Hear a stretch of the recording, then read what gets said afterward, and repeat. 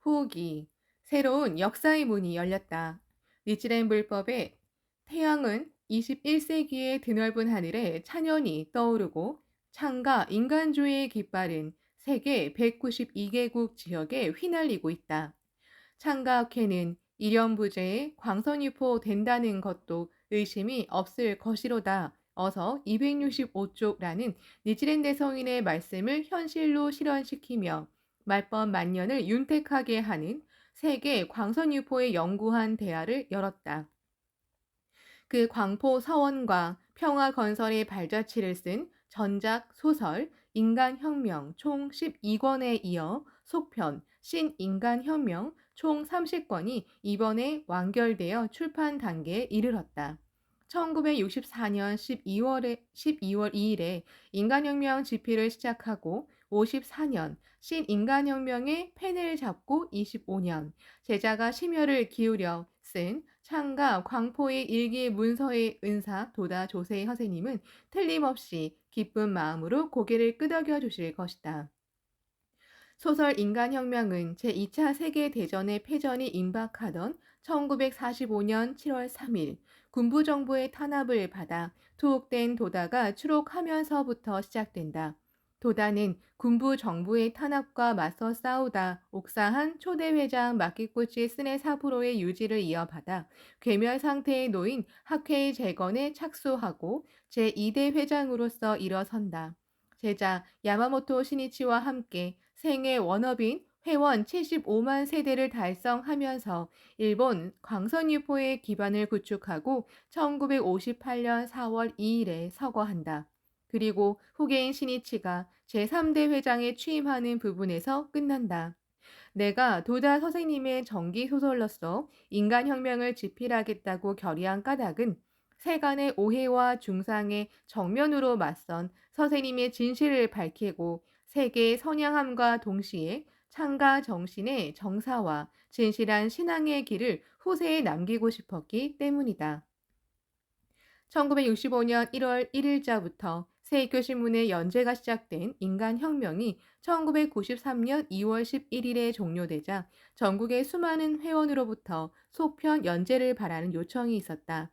스승의 진정한 위대함은 뒤에 남은 제자가 어떻게 살아가고 무엇을 이루었느냐로 증명된다. 또 은사의 정신을 미래까지 영원히 전하려면 후계인 제자의 길을 써서 남겨야만 한다.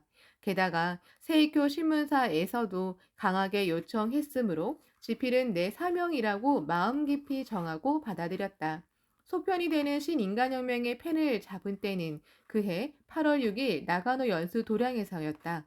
연수 도량에 있는 가루이자와는 1957년 8월 도다 선생님과 함께 마지막 여름을 보내고 선생님의 정기소설 집필을 깊이 결의한 깊은 추억의 땅이다. 또 8월 6일은 세계 최초로 원자폭탄이 히로시마에 투하된 때로부터 48년이 되는 날이다.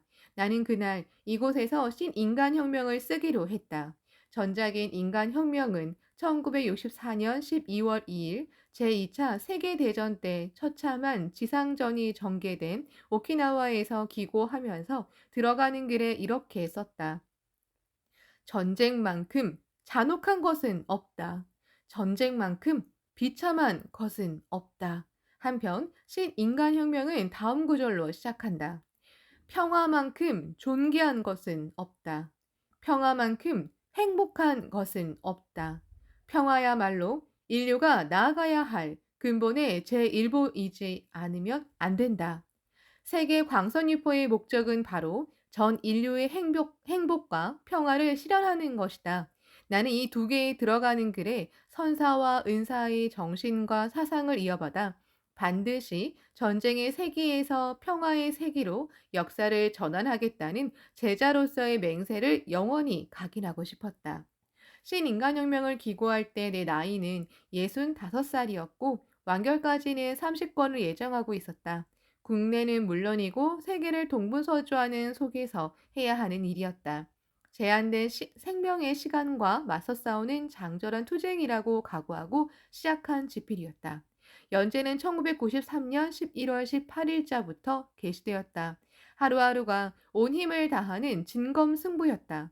전국 전 세계 각지에서 다기지게 신심에 힘쓰는 보배와 같은 동지를 떠올리면서 생명의 말을 쥐어짜내 한 사람 한 사람에게 격려의 편지를 보낸다는 심정으로 거듭 퇴고했다. 그것은 또한 내 흉중의 은사와 대화를 나누는 작업이기도 했다. 창가에 정신을 남겨라. 이 세상의 사명을 완수해야 한다. 뇌리에 선생님의 목소리가 메아리 쳤다. 피로가 날아가고 용기가 솟아올랐다. 제30권 마지막 장, 제6장인 서원이 끝난 날은 집필을 시작한 지 정확히 만 25년이 되는 2018년 8월 6일이었다. 장소도 처음 기고한 곳과 같은 곳인 나가노 연수도량이었다. 장을 집필하기 시작할 때부터 신문 연재는 도다 선생님이 1958년에 원수포 금지 선언을 발표하신 9월 8일에 종료하기로 정했다. 이날이야말로 창가학회가 전개하는 평화운동의 원점이 되는 날이기 때문이다. 나는 평화를 향한 선생님의 유훈을 실현하기 위해 전 세계를 돌고 동지와 함께 창가 인간주의의 조류를 일으켜왔다. 그 후계 역사를 새긴 소설 연재를 매듭지을 날은 이날밖에 없다고 생각했다. 소설 신인간혁명은 1960년 5월 3일에 제3대 회장이 된 야마모토 시니치가 5개월 뒤인 10월 2일 첫 해외 방문을 떠나는 장면에서 시작된다. 일본의 민중개가의 광포성을 구축하고 그와 함께 세계 54개국 지역을 방문해 묘법이라는 평화의 씨앗을 심으며 교육, 문화, 교류의 다리를 겹겹이 놓는 속에 학회가 커다란 목표로 삼아온 신세기 개막의 해인 2001년 11월을 맞이하면서 이 소설의 막이 내린다. 그 사이 세계를 돌로 분단한 동서냉전의 마침표가 찍혔다. 또 동서양 진영에서 동방 진영의 중심이었던 소련도 붕괴했다. 냉전이 한창인 와중에 신이치는 인류 융합의 길을 찾겠노라며 아널드 토인비 박사를 비롯해 수많은 세계의 지성과 대화를 거듭했다. 중소대립의 골이 점점 깊어지는 속에 중국 방문과 소련 방문을 거듭하며 소련의 코시긴 총리, 중국의 저우원나이 총리와 회견했다. 미국을 방문해 키신저 국무장관과도 회담했다. 또 소련의 고르바초프 전 대통령과도 몇 번이고 만나 대화를 나누고 우위를 다졌다. 모든 사람이 불성을 갖추었다고 설하는 불법은 생명 존엄과 인간의 근본적 평등을 뒷받침하는 대천리이다. 또 불법의 자비는 인도주의의 규범이 된다.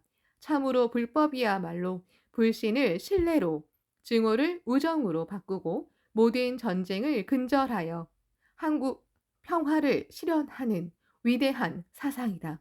이러한 불법의 법리에서 출발하는 인간주의를 시대 정신으로 삼아 세계를 잇기 위한 도전이 신이치의 평화 여정이었다.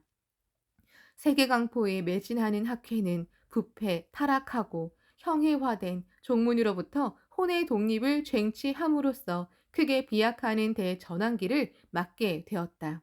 학회는 오로지 대성인의 유명인 광선유포를 추진하고자 신도를 업신여기는 중들의 비도한 처사를 견디면서 승속화합을 바라며 종문 외호에 정성을 다했다. 하지만 점점 더 교조주의화된 종문은 승복의 권위를 휘두르며 인류의 유산인 문화 예술을 부정하고 학회를 방법으로 단정했다.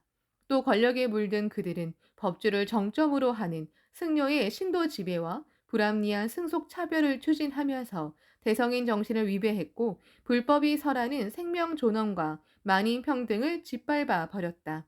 이래서는 대성인 불법의 근간이 뒤틀리게 되고 인류의 행복과 세계 평화를 실현하는 가르침과는 먼 이야기가 되고 만다.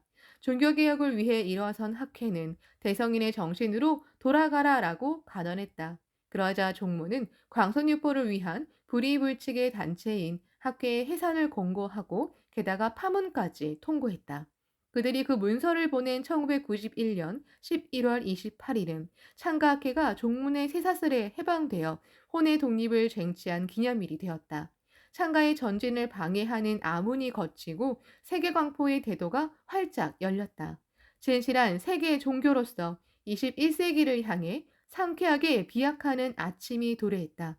소설 인간혁명도 신인간혁명도 그 주제는 모두 한 사람의 위대한 인간혁명은 이윽고 한 나라의 숙명 전환도 이루고 나아가 전 인류의 숙명 전환까지도 가능케 한다 이다. 그렇다면 어떻게 해야 숙명 전환을 이룰 수 있는가? 그 방도를 나타낸 것이 도다 선생님의 옥중오달이다. 선생님은 감옥에서 법화경의 진리를 알아내고자 정독과 창제를 거듭했다. 그 속에서 법화경에 나오는 허공회 회자의 선생님 자신도 립지렌 대성인과 함께 열석하여 말법 광선유포의 부촉을 받은 지용보살이라는 사실을 오달한다.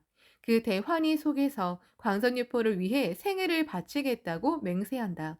대성인은 니치렌과 동일한다면 지용의 보살이 아니겠느뇨. 어서 1360조라고 말씀하셨듯이 대성인의 유명대로 광선유포를 위해 살아가는 우리는 틀림없이 지용 보살이다. 그런데 광포의 성업을 완수하는 그 존귀한 보살이어야 할 우리가 어째서 온갖 괴로운 수갑을 안고 살아가는가. 법화경 법사품에는 이렇게 씌어 있다. 야광이여 마땅히 알아야 말지어다. 이 사람은 스스로 청정한 업보를 버리고 내가 멸도한 후에 중생을 불쌍히 여기기 때문에 악세에 태어나 널리 이 경을 설하느니라. 법화경 357조. 선업을 쌓아 선처에 태어나야 할 사람이 부처의 멸후에 중생을 불쌍히 여겨 일부러 악업을 원해서 악세에 태어나 법을 넓힌다는 말씀이다.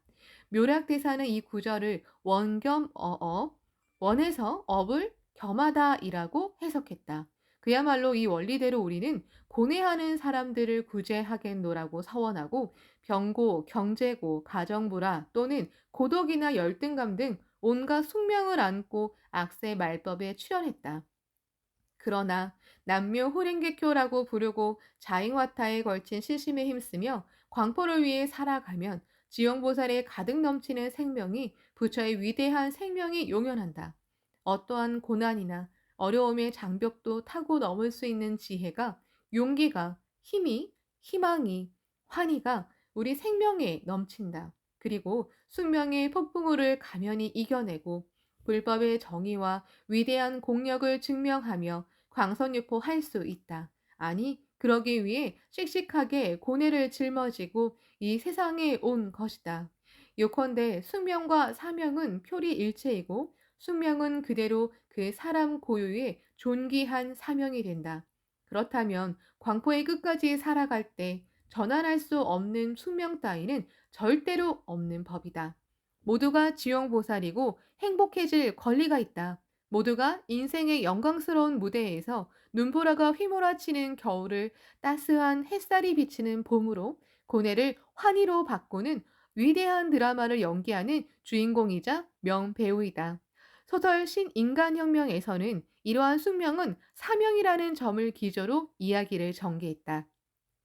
불법의 정수라고 해야 할 이 가르침은 번뇌즉 보리, 생사즉 열반, 변독, 위약 등등 모든 것을 전환해가는 생명의 역동성을 설에 밝혔으며 사물을 고정적인 것으로 파악하지 않는다. 그리고 고뇌하는 인간의 생명 깊은 곳에서 부처를 본다.